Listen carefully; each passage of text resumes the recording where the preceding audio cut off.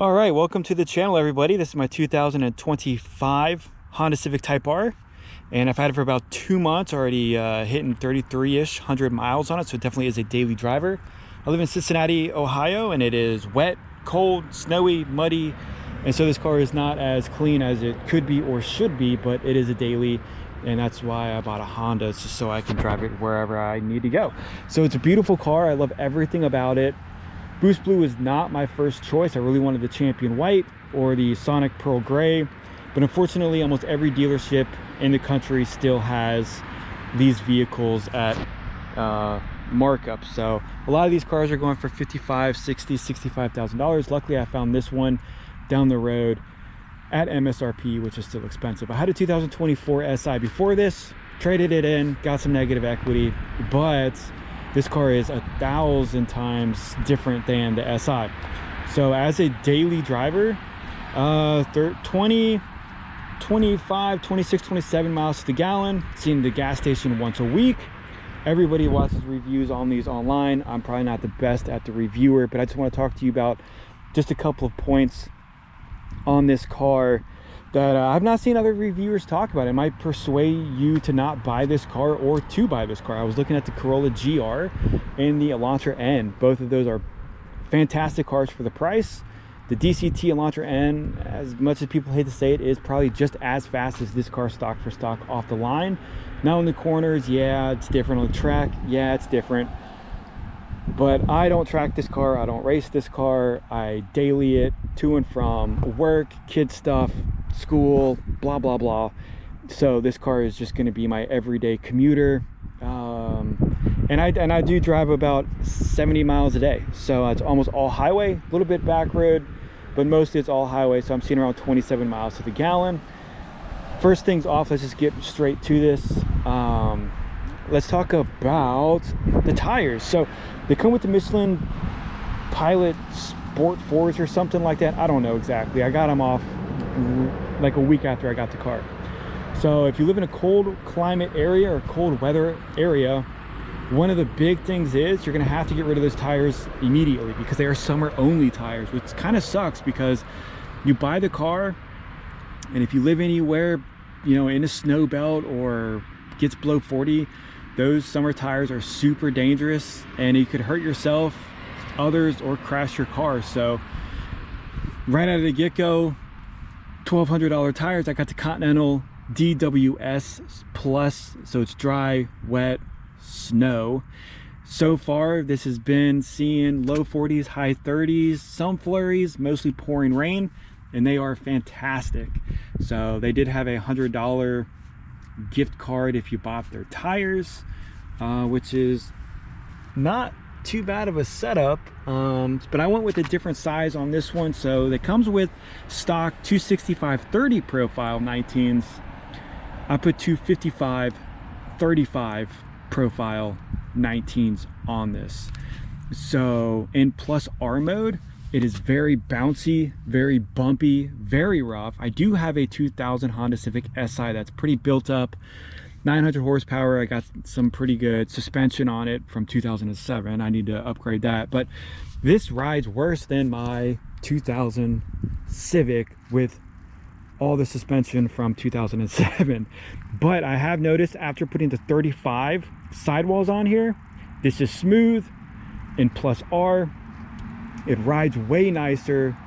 It's just a lot more comfortable. Plus you get that extra sidewall, so you're not popping the tires on potholes, bending your rims, and damaging these, because they are expensive unless you get the package from Honda for wheel and tire protection, which I did not do.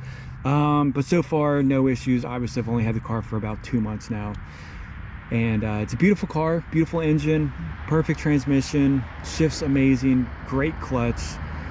Everything is what you would expect this car to be. So that's one big issue on the car. The second you buy it, if you're in a cold weather area, boom, $1,200 out the door. And then the plus R is extremely rough, so I would not recommend getting the 30s unless you're obviously going to be tracking the car.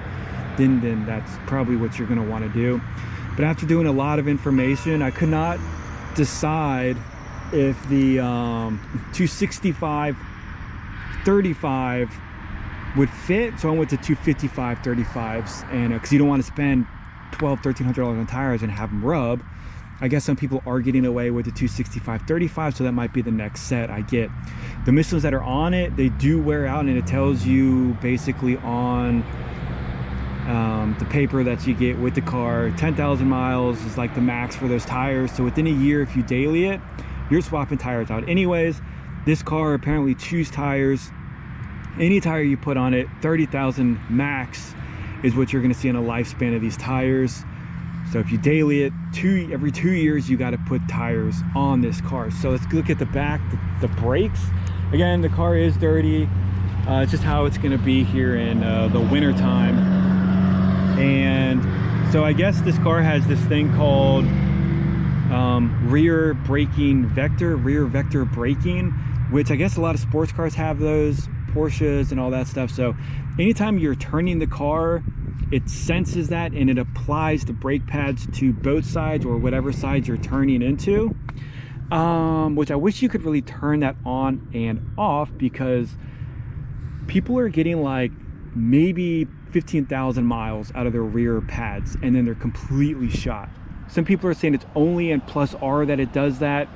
People are finding out that it's every mode it does that, because some people are even living in Florida where it is a, you know, straight line roads, and they're replacing pads 10,000, 15,000 miles on them. So if you live in a place where you're hitting the twisties just for fun, or it's your normal road that you're driving on, every year, if you daily it, you're replacing the rear pads. So there's another $400 or $500 from Honda.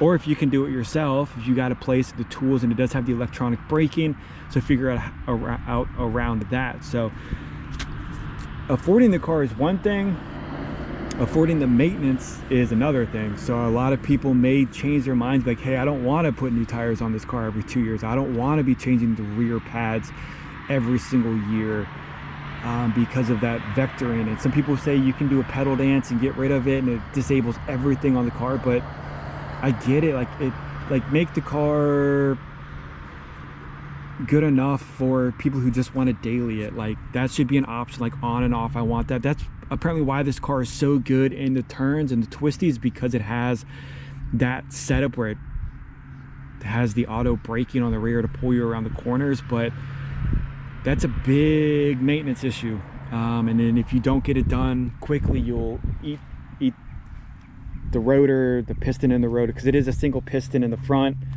and I do believe it is a 4 piston in the, yeah, 1 piston in the rear, 4 piston in the front, the Brembos. So the front pads last quite a while. It's just the rears, which kind of sucks. So that's just one thing that I wanted to throw out there. I might put some more videos up of like driving GoPros and stuff like that. I'll probably just keep this car stock because it is a daily. Hopefully it'll see the 200,000 miles within the next 10 years for me. Beautiful car though. I do, after buying the Boost Blue, I do like the color. But I just wanted to put out the information about the tires. It eat the tires. Go with the higher side profiles for a more comfortable ride, which we should all know. And then the rear braking vectoring where, yeah, you're gonna chew tires up. So the GR doesn't have that issue. The Corolla or the Elantra N does not have that issue. I don't know why. I don't know, but beautiful car. Is it worth the money? I mean, yeah, depending on what you're gonna do with it. I love the styling of it. I love the seats. Overall, it's a beautiful car. But that is it on this video. And let me know if you guys, you know, after knowing the rear pads and the tires and stuff like that, if you're still gonna end up buying this car. But if you live in like the South or California, you won't have any issues other than those pads, which may or may not be an issue for you. If you can do all that stuff by yourself, more power to you. But that is it. See you guys.